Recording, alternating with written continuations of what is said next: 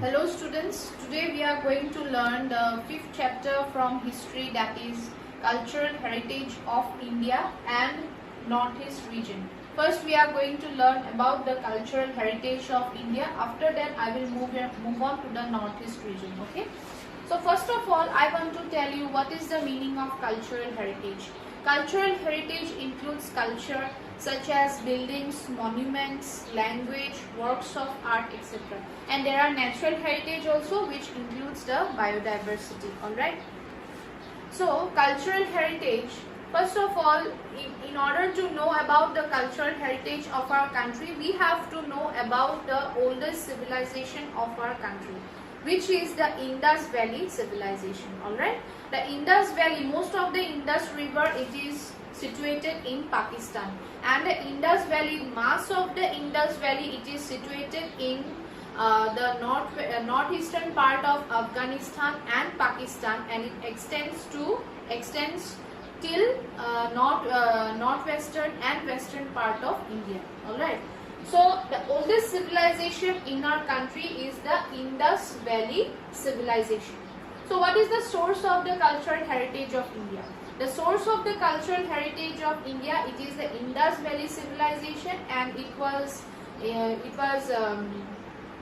way back into 4000 years BC. Okay, and this civilization, it included major towns like Harappa and Mohenjo-daro. Okay, and the main architects of this civilization were the Dravidas, and during this civilization, items like Pashupati, coins with swastika symbol, idols of mother goddesses, etc. They were produced during this civilization. Okay.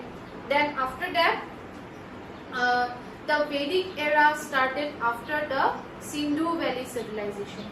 Now the Indus Valley civilization was also known as the Sindhu Valley civilization, and after the fall of the Sindhu Valley civilization, the Vedic era started, and during this Vedic era some religious writings were written. Okay, and the oldest written religious book was the Rig Veda. Okay, the oldest written religious book was the Rig Veda, and this Rig Veda was written between the period of 1500 years BC to 1000 years BC, and it was written during the pre-Vedic era. And some other three Vedas were also written. Those were Yajurveda, Samaveda and Atharva Veda. Okay, the oldest written book, religious book, was the Rig Veda, and the other three Vedas which were written were the Yajurveda, Samaveda and Atharva Veda. Okay, Ramayana and Mahabharata, they were also written in the post-Vedic era. Alright.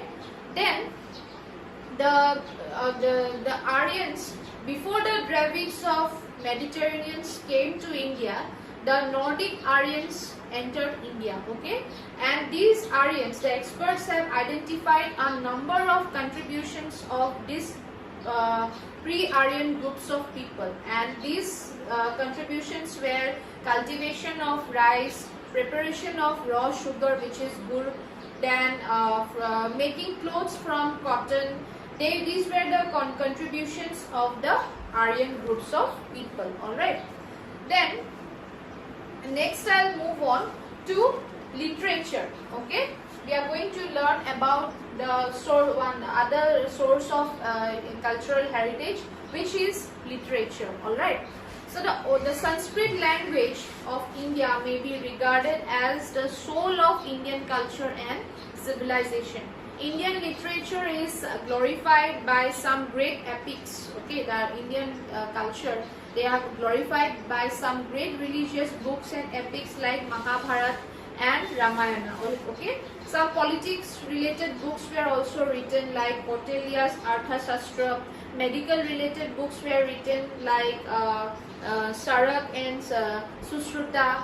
Then some literature of Kalidasa, Sudraka, Banabhatta, Gautam, etc. These books were written during the which contributes to the Indian culture and heritage of India. Alright, next I will move on to architecture. Okay, so architecture, the places of worship, temples, they contribute to the which were reflect the architecture of India in ancient times. Okay, during the there are differences in the architectures of North and South India. Okay, the architecture, the style of architecture in our country, there is a vast difference in the North and South of India. Okay, then 3 architectural styles have been seen in the ancient stone temples. Okay, so this is the architecture of India which contributes to the cultural and cultural heritage of our country.